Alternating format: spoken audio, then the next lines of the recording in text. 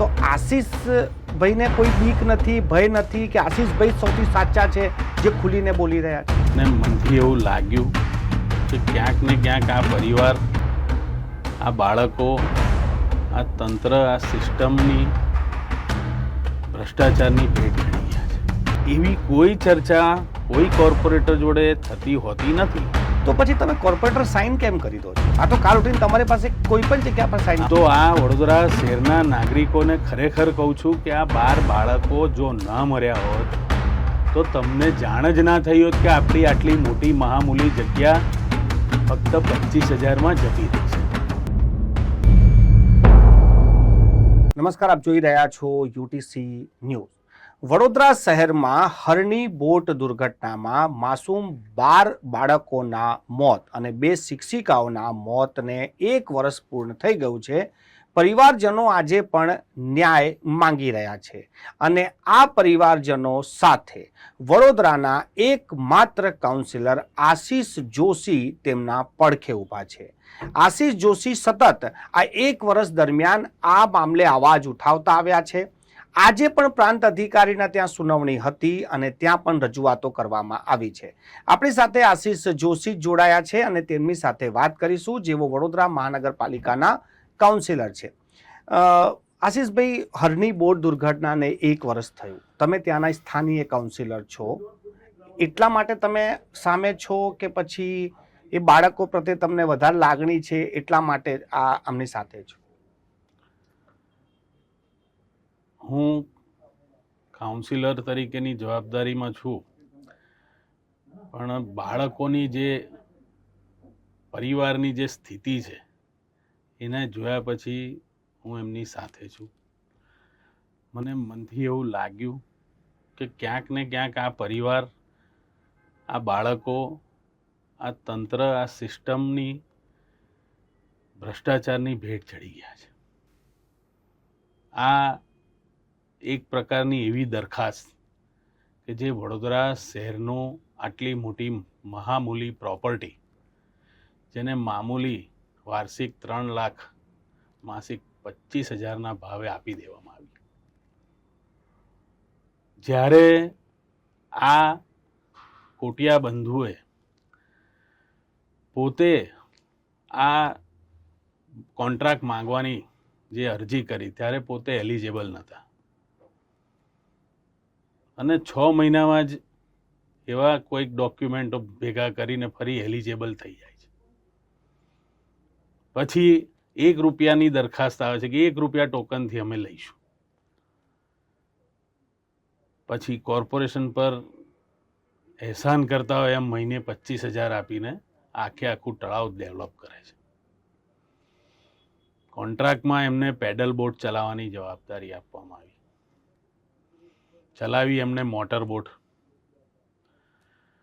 ત્યાં રાઇડ્સથી માંડીને અલગ અલગ એક્ટિવિટીઝ શરૂ થઈ ગઈ. બહાર હોર્ડિંગો લાગવા માંડ્યા. લગ્ન પ્રસંગોમાં તળાવ બ્લેક ઝોન ભાડે આપવા માંડ્યું.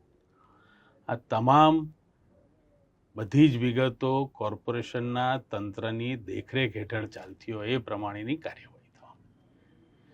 આ બધી જ વસ્તુ ધ્યાનમાં આવ્યા પછી મને પોતાને એવું લાગ્યું કે આ બાળકોનો કોઈ વાંક નહોતો. જો મોનિટરિંગ થયું હોત, ખરેખર પેડલ બોટ ત્યાં ચાલતી હોત અને કેપેસિટી પ્રમાણેના જ બાળકો બેસાડ્યા હોત તો બધા જ આજે જીવતા હોત. પણ આશીષભાઈ, તમે જે રીતે બોલી રહ્યા છો, આ ખુલીને બોલી રહ્યા છો કે આવું થયું હશે, તો જે તે સમયના કાઉન્સિલરો, mayor, standing committee, municipal commissioner આ બધા શું કરતા હતા? હવે તો તમે ખુદ કાઉન્સિલર છો, તો કેટલી મોટી જવાબદારી બને? મેં પહેલાં પણ કીધું છે, આના 6 મહિના પહેલાં લેટર લખ્યો છે, માનનીય કમિશનરને લખ્યો છે કે કોર્પોરેશનની સભામાં મિનિટ્સ અને કોર્પોરેટરો જે બોલ્યા એનું રેકોર્ડિંગ રાખો. તમે શું બોલો છો એનું પણ રેકોર્ડિંગ હોવું જોઈએ. કદાચ તમે વિરોધ કર્યો હોય તો એનું પણ હોવું જોઈએ ને કોઈક બાબતનું ધ્યાન દોરીએ. તમામ કોર્પોરેટરના બોલેલા વક્તવ્યનું રેકોર્ડિંગ કરવું, એનો રેકોર્ડ જાળવો. અત્યારે કોઈ દરખાસ્ત આવે છે, મેયર શ્રી દરખાસ્તને મંજૂરી આપવા કામના કાગળ જોયા, ચર્ચા વિચારણા કરી, સર્વાનુમતે મંજૂર. નીચે બેઠેલા કેટલા કોર્પોરેટરે કામના કાગળિયા જોયા? બહુમતી હોય એ હાથ ઊંચો કરે, દરખાસ્ત મંજૂર થાય છે. એના કારણે મેં આ બનાવ બન્યા પછી જ કમિશનરશ્રીને પત્ર લખીને સમગ્ર સભાનું રેકોર્ડિંગ કરો, તમામ વિગતો ધ્યાનમાં લાવો, તમામ ટેન્ડરથી માંડીને, તમામ દરખાસ્તોથી માંડીને, તમામ ટેન્ડરના નિયમો, કોઈ કોન્ટ્રાક્ટ આપીએ છીએ તો એના નિયમોને ગુજરાતીમાં સરળ ભાષામાં તમામ સ્ટેન્ડિંગના સભ્યોને ખબર પડે એ પ્રમાણે પહેલાં સમજાવો અને પછી એ દરખાસ્ત લાવો. ડોર ટુ ડોર કાઢ્યા વખતે કેટલાય નિયમો એવા ઇંગ્લિશમાં લખેલા હતા કે જેમાં પેનલ્ટીની જોગવાઈ નથી, એવી છટકબારીઓ ગોઠવવામાં આવી હતી. એટલે મેં આ બોટકાંડ બાદ આ પ્રકારની એક રજૂઆત કરી છે કે તમામ સભાસદોને ખબર પડે કે હું શેના માટે આંગળી ઊંચી કરી રહ્યો છું, શેના માટે હાથ ઊંચો કરીને બહુમતીમાં મારું પણ હા ભરી રહ્યો છું કે આમાં મારી સંમતિ છે, પણ એને ખબર પડે. પણ આશીષભાઈ, મ્યુનિસિપલ કમિશનર પાસે તમે માંગ કરી એ વસ્તુ અલગ છે, પણ જે કોર્પોરેટર બન્યા છે, જે મેયર બન્યા છે, જે સ્ટેન્ડિંગના અધ્યક્ષ બન્યા છે, એમનું એટલું બુદ્ધિને વિવેક નથી કે હું ક્યાં સાઇન કરી રહ્યો છું ને શું લખ્યું છે. આટલા તો સમજદાર હોય તો જ એ કાઉન્સિલર બને ને. આટલી દરખાસ્તો પર સાઇન કરી દેવી કે મેં વાંચ્યું છે અને જોયું છે, આવું કેવી રીતે બની શકે? હવે 22મી સભા છે, જે કામો એજન્ડા પર લેવામાં આવશે, આપ આવજો. એજન્ડા પર લીધેલા કામો જે મેં આ પદ્ધતિ કીધી છે એ જ પ્રમાણે કામના કાગળ જોયા, ચર્ચા વિચારણા કરી, જે લોકો તરફેણમાં આવે હાથ ઊંચો કરે. હવે કોણે કામના કાગળ જોયા અને કોની જોડે ચર્ચા વિચારણા થઈ એ તો ઈશ્વર જાણે, પણ જોઈ લેજો હમણાં 22મીએ જ ફરીથી બધા હાથ ઊંચો કરશે અને મંજૂર થઈ જશે. પણ આ મામલામાં તો હિતેશ ગુપ્તાનું એવું કેવું છે, જે એડવોકેટ છે, કે આ તો સર્વાનુમતે મંજૂર થયું છે, આમાં તો વિરોધ પક્ષે કોઈ વિરોધ બી નથી કર્યો. પદ્ધતિ પરંપરા વર્ષોથી આ કામ નહીં, 2015-16માં આપ જે રીતેશભાઈ ગુપ્તા સાહેબ કહી રહ્યા છે એના પહેલા પણ આ જ પ્રમાણેની પદ્ધતિ, એના પછી 16-17થી આજ દિન સુધીને હું કોર્પોરેટર બન્યો 21થી 24, આ જ પદ્ધતિથી કામ થઈ રહ્યું છે. કોઈ સભાસદને બતાવવામાં નથી આવતું કે આ એની ડિટેલ છે, આ પ્રમાણે થઈ રહ્યું છે, જેનાથી સેવા સદનને આટલો ફાયદો થશે, જેનાથી વડોદરા શહેરના નાગરિકોને આટલી સુવિધા મળશે, એવી કોઈ ચર્ચા કોઈ કોર્પોરેટર જોડે થતી હોતી નથી. તો પછી તમે કોર્પોરેટર સાઇન કેમ કરી દો છો? આ તો કાલ ઉઠીને તમારી પાસે કોઈ પણ જગ્યા પર સાઇન આમાં સામૂહિક હોય છે, સ્ટેન્ડિંગના સભ્યો સાઇન કરતા હોય છે, સભાની અંદર સર્વાનુમતે હાથ ઊંચો કરીને વધુ મતે મંજૂર કરતું કામ હોય છે. આમાં કોઈ કોર્પોરેટરની સભામાં કોઈ સાઇન લેવાતી નથી હોતી. કોર્પોરેટર સભામાં આટલા હાજર હતા ને આટલી સર્વાનુમતે મંજૂરીથી આ કામ મંજૂર થાય છે, એ પ્રકારે મંજૂર થતું હોય છે, નહીં કે કોઈ કોર્પોરેટરની સહીથી થતું હોય છે. મેયરશ્રી અધ્યક્ષ સ્થાને પૂછીને બોલતા હોય છે અને જે લોકો આની તરફેણમાં આવે હાથ ઊંચો કરે. કામના કાગળ જોયા, ચર્ચા વિચારણા કોણે કરી એ મેયરશ્રી, ચેરમેનશ્રી અને પક્ષના નેતા જાણતા હોય છે. હવે આશીષભાઈ, આ તો ચલો ટેકનિકલ બાબત છે, તમે જેમ કીધું એમ થઈ ગયું, પરંતુ તમે એ જ સત્તા પક્ષમાં છો, એ જ ભારતીય જનતા પાર્ટી તરફથી છો, અને તમે એકમાત્ર એવા કોર્પોરેટર છો જે આમાં ખુલીને બોલી પણ રહ્યા છો. તો આશીષભાઈને કોઈ બીક નથી, ભય નથી કે આશીષભાઈ સૌથી સાચા છે જે ખુલીને બોલી રહ્યા છે? તમે કીધું કે હું સત્તાધારી પક્ષમાંથી છું, પણ હું સત્તાધારી કરતાં જટાધારીને વધારે માનું છું. રોજ જટાધારીને પૂજીને નીકળું છું અને એના આદેશથી ને મનથી જે મનમાં સાચું લાગે છે એનો સાથ આપું છું, પહેલા દિવસથી આપું છું. કોઈ પણ વ્યક્તિ પહેલાં પોતાના આત્માનો અવાજ માને. મને મારી પાર્ટીએ ટિકિટ આપીને મને પ્રજાની સેવા માટે જ મોકલ્યો છે અને હું સાચી રીતે સેવા કરી રહ્યો છું. જે પણ અધિકારીઓએ આ શહેરનું ખોટું કર્યું છે, વડોદરા શહેરના નાગરિકોના ભરેલા વેરાથી એમનો પગાર જાય છે. છતાં પણ એમને કોન્ટ્રાક્ટરોના ફાયદા માટે આ પ્રકારની પીપીપી મોડલથી દરખાસ્તો લાવી અને આ શહેરની મહામૂલી જમીન એક રીતે વેચી દેવાનું જે કૌભાંડ થયું. હું તો આ વડોદરા શહેરના નાગરિકોને ખરેખર કહું છું કે આ 12 બાળકો જો ન મર્યા હોત તો તમને જાણ જ ના થઈ હોત કે આપણી આટલી મોટી મહામૂલી જગ્યા ફક્ત 25,000માં જતી રહી છે.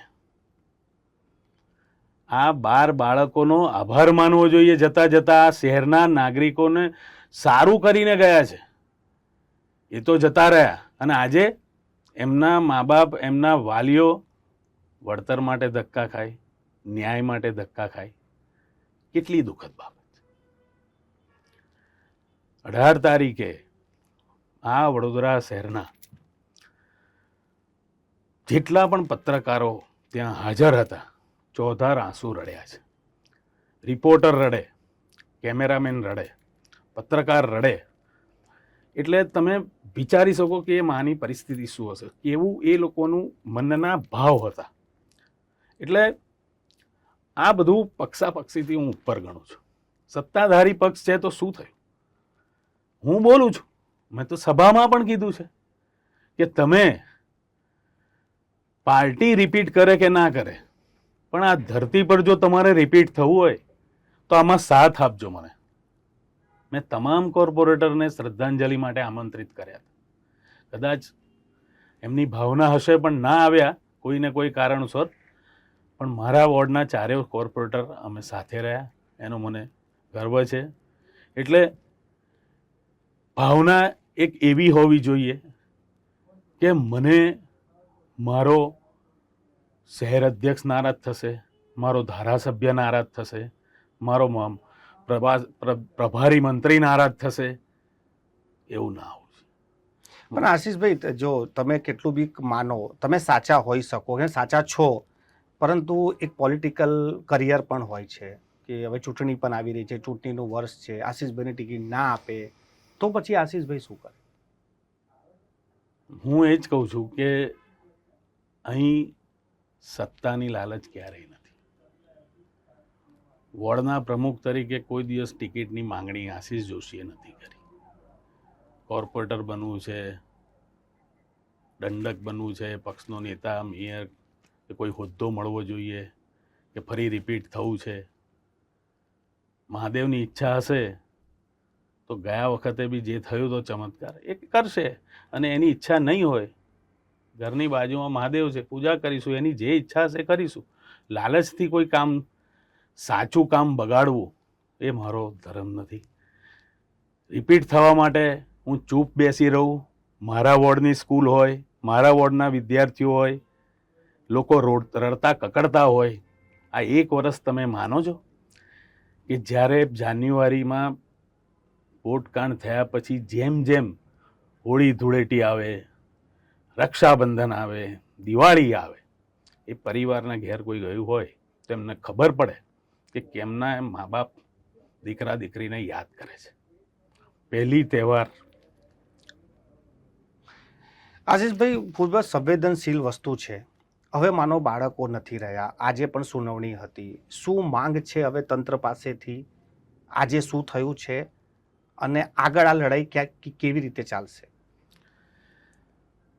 આજે અમે અમારા વિદ્વાન ધારાશાસ્ત્રીએ પ્રાંત અધિકારી સામે જે હેન્ડસમ વળતર આ લોકોને આ જમાના પ્રમાણે મળવું જોઈએ એ પ્રમાણેની એક માંગ મૂકી છે. હવે આ ફાઇનલ સ્ટેજ પર છે. રોજે રોજ સુનાવણી થઈને 28 તારીખે આ જ મહિનાની એનું જજમેન્ટ આવી જશે કે કેટલી રકમ આ પીડિત પરિવારને મળે છે. એ પ્રમાણેની રકમ આ જમાના પ્રમાણે પાછલા 1 વર્ષમાં કોઈ 6-8 મહિના સુધી નોકરી નથી ગયું, ઘણા ગરીબ છે અંદર, એટલે એમને આ જમાના પ્રમાણે રકમ મળવી જોઈએ. જે પ્રમાણેનો ભ્રષ્ટાચાર થયો છે એ પ્રમાણેની રજૂઆતો પણ કરી છે કે આમાં લાપરવાહી પણ છે, ભ્રષ્ટાચાર પણ છે. લાપરવાહી સ્કૂલની પણ છે. 50ની બસમાં 100ને ભરીને લઈ જવા. લાપરવાહી કોર્પોરેશન તંત્રની છે કે ત્યાં મોનિટરિંગ ના કર્યું, પેડલ બોટ ચાલે છે કે મોટર બોટ ચાલે છે. લાપરવાહી કોટિયાની બંધુની જે કોન્ટ્રાક્ટર છે એમની છે કે કયો માણસ બોટ ચલાવી રહ્યો છે, લાઈફ જેકેટ વગર, કેપેસિટી વધારે, 15ની કેપેસિટીમાં 22-25 જણ ભરવા, આ બધી જ લાપરવાહીઓ છે. એટલે આ લોકો માટે એક સારી એવી મોટી રકમની માંગણી આજે અમે અમારા ધારાશાસ્ત્રીએ સરકાર પાસે અને પ્રાંત અધિકારી પાસે મૂકી છે. ખૂબ ખૂબ આભાર આશીષભાઈ, અમારી સાથે ચર્ચા કરવા માટે. આ હતા આશીષ જોશી ને આજે પણ તેઓ ખુલીને બોલી રહ્યા છે કે તેઓ આ વસ્તુને પ્રખરતાથી બોલતા રહેશે અને આ બાળકોનો મુદ્દો છે, આ ભ્રષ્ટાચારનો મુદ્દો છે અને તેમાં સામે તેઓ લડતા રહેશે. પાર્ટીના તેઓ આજે પણ કહી રહ્યા છે કે પાર્ટીએ તેમને એટલા માટે જ જનતાની વચ્ચે મૂક્યા છે કે જનતાની સેવા કરી શકે અને આ એમની જનતાની જ એક સેવા છે. પાર્ટી જે નિર્ણય કરશે એ એમને મંજૂર છે, પરંતુ તે અન્યાય સામે હંમેશા લડતા રહેશે.